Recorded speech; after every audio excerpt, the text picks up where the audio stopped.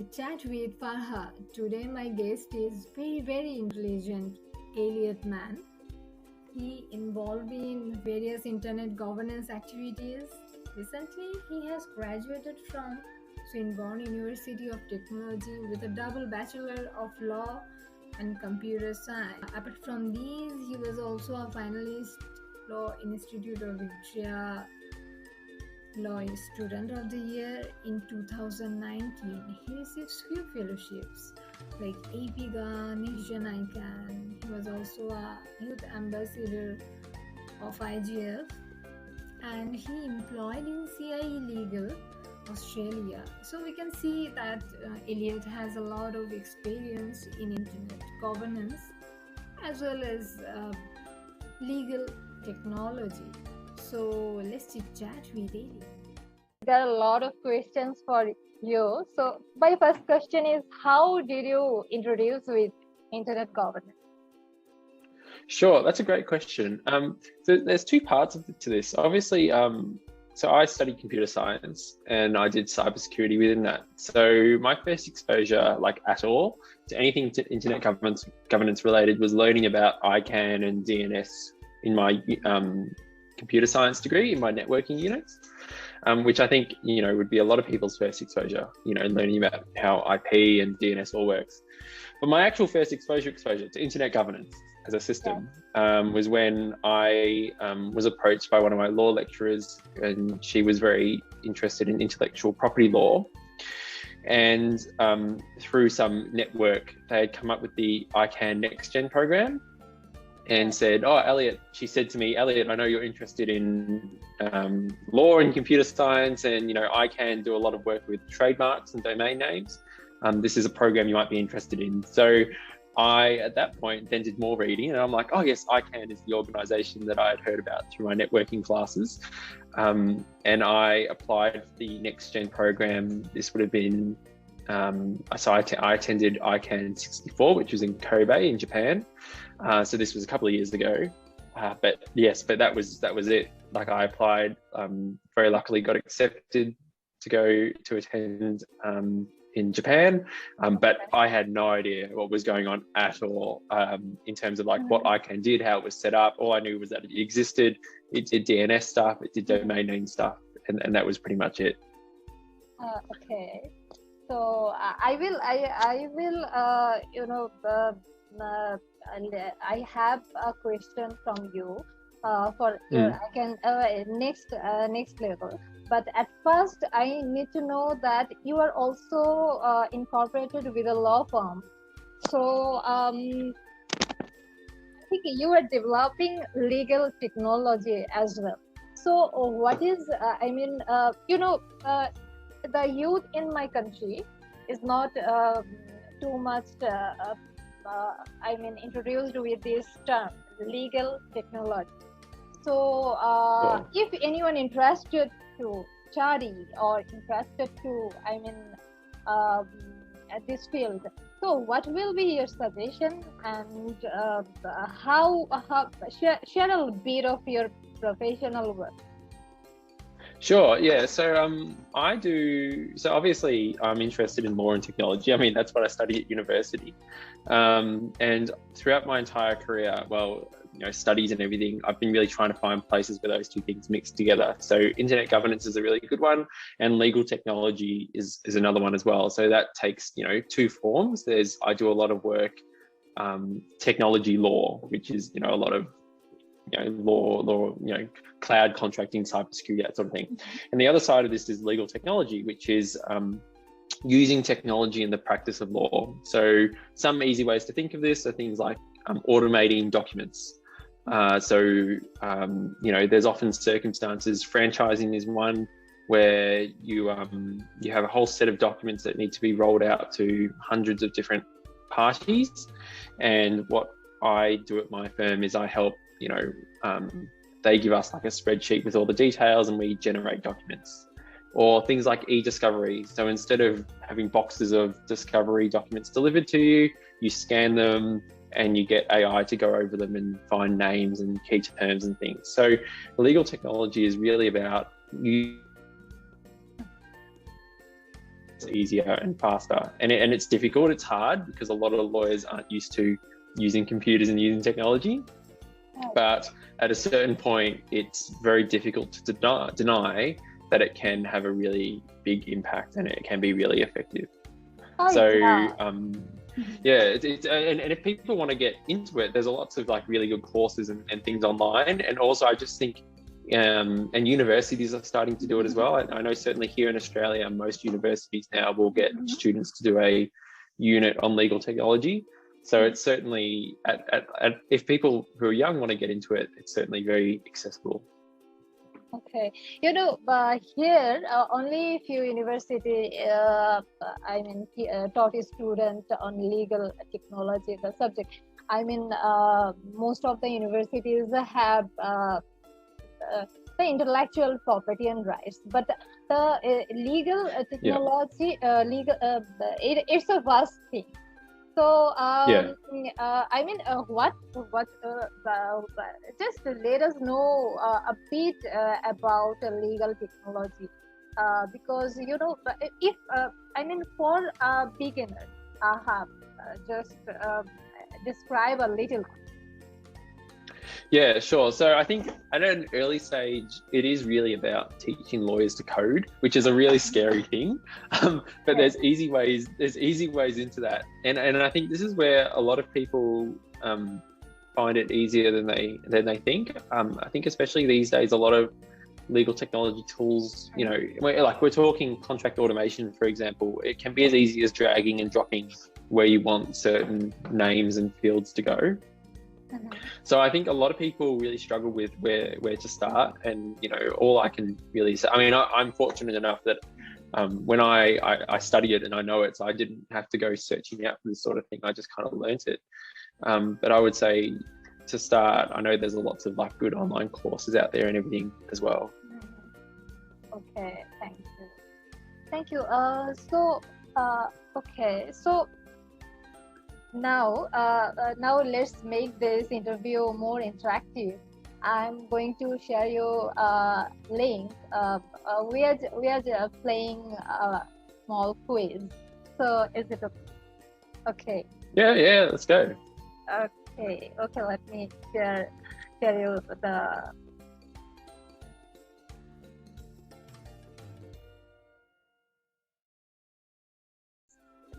Oh, this is a tough one. No, it's very easy. I got it. Yes, you got it. Yay. Oh, I'm at the top of the leaderboard. Okay, next quiz. Oh, here we go. Oh. Yeah, maybe you should be worried about my quiz prowess. Yes, you did it. Let's see the next one.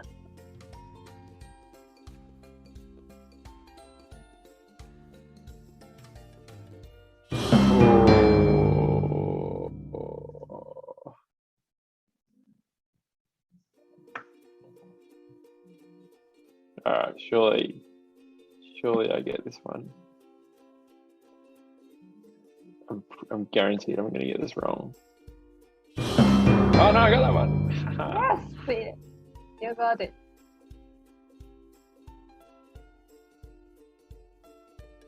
Okay. All right, there's only 2 options here, so it should be okay. I'm pretty sure YouTube was around before Twitter. Okay, it's a paper. It's paper. Yeah. Oh, once at top of the leaderboard, I'm doing this is pretty the well. last one. Everyone else. Yes, you're doing very well. So this is the last one. I know you can do it. Oh yeah. Well, see, I actually wouldn't know that, but I recognise Joseph Gordon-Levitt from the movie, so it's not. Although he's in all of those movies, so it's not. Yeah. Oh well. That was good fun. Yes. This is great. All right. Oh, okay. I'm on top. Look at that. I'm gonna win a chicken dinner. Yeah. Okay, you did very well. 5 out of 7. A few questions. Let us know about, from ICANN to IGF journey. So what is the whole journey you have?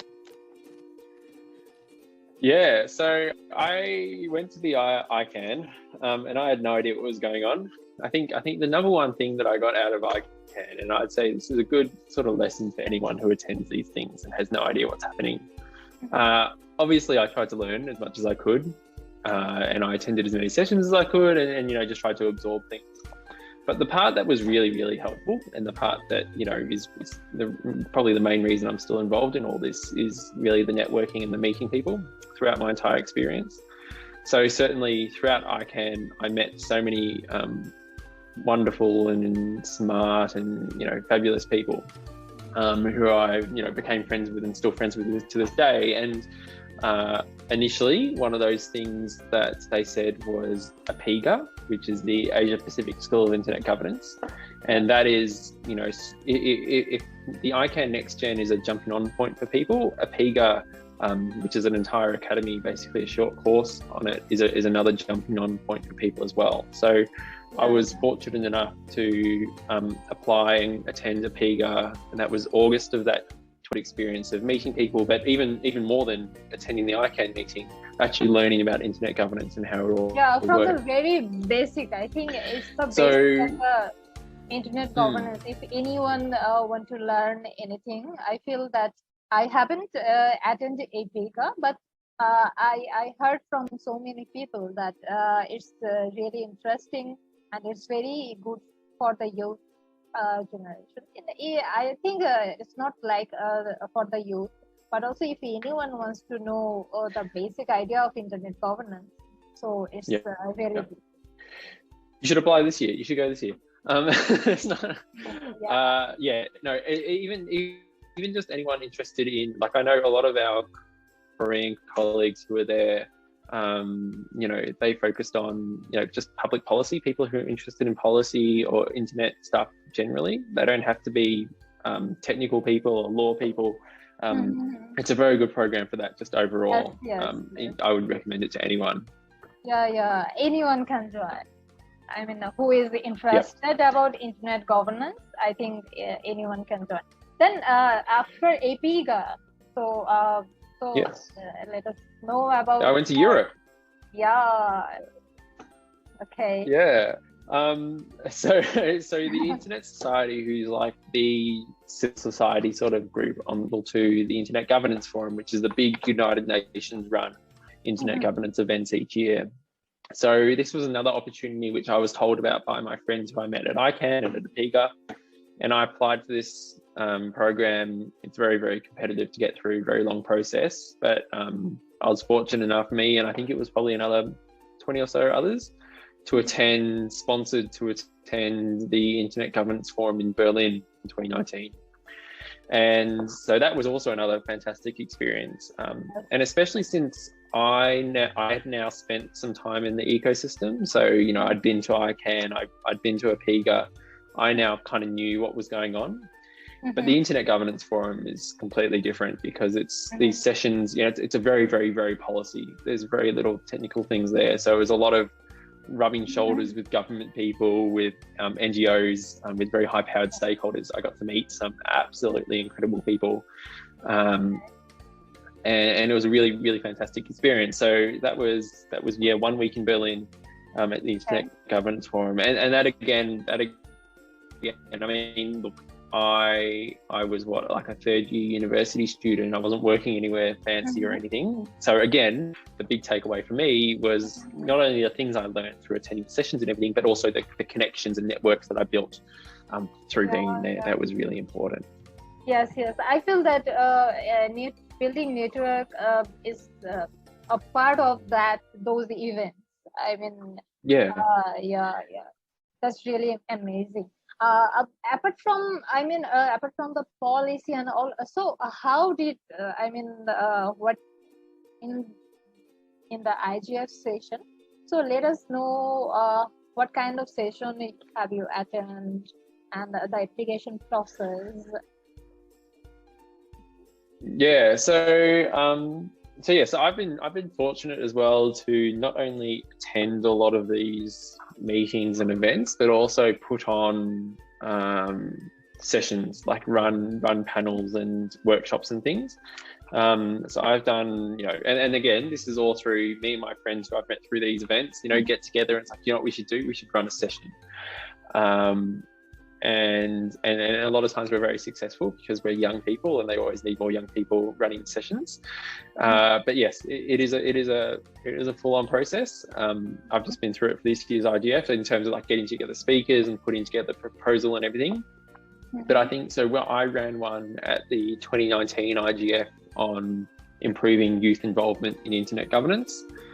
I ran one last year on endangered languages on the internet, and then so today they just released the IGF 2021 sessions, and I'm involved in a couple, one about competition law and one about contact tracing and privacy. So it's really, the IGF is just so diverse. You can have a session about absolutely anything these days, as long as you have a good proposal. But that is another, if you want to do more than just attend, you're going to have to step up and put on some workshops. And so I've been really happy to been able to be a part of that over the last few years as well. So do you have any prerequisite before you went to IGF? Any course or APN registration? Yeah, there was a lot of preparation. It was a very full-on process. I think, and particularly one thing I'll say is I'm in Melbourne in Australia, and we're not in a particularly friendly time zone for people who want to hold calls in Europe or in America.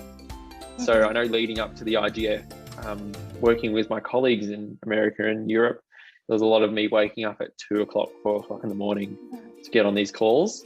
So that was tough.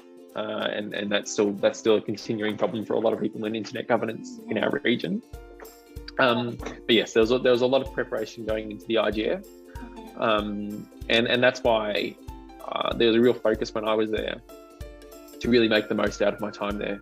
And that's why, I did the week at the IGF, but then I also attended the Winter School of Internet Governance, which was a separate program in Bucharest in Romania a couple of weeks after the IGF. And that was very similar to APIGA in being sort of an introduction to internet governance, but being a lot more focused on the policy sort of end of it for people from Southeastern Europe, which was very much not me, but I enjoyed it anyway.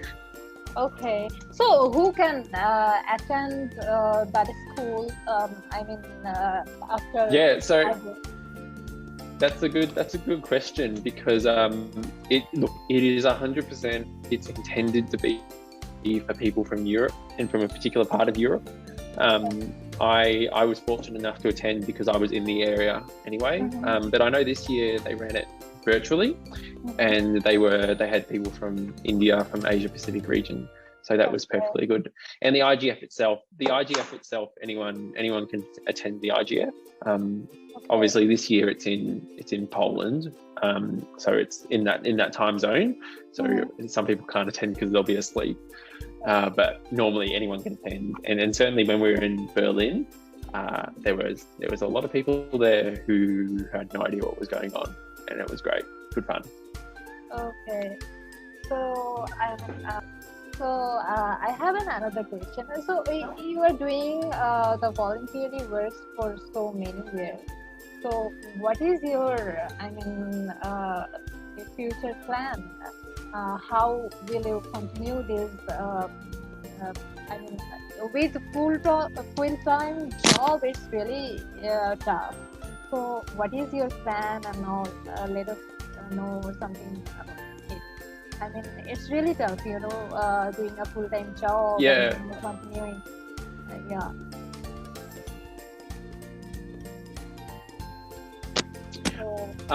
So that's a fantastic question, and I think it's something that a lot of people should think about when they're getting involved in internet governance. Is what are they doing it for? And it's the same with any volunteer role, you know, why are you doing it? So for me, I had a lot of senior people, like people I trust, tell me that it's unlikely that internet governance will turn into a full-time job. That's something you can work on full-time. You know, for some people that's the case, but I knew it was unlikely to be that for me.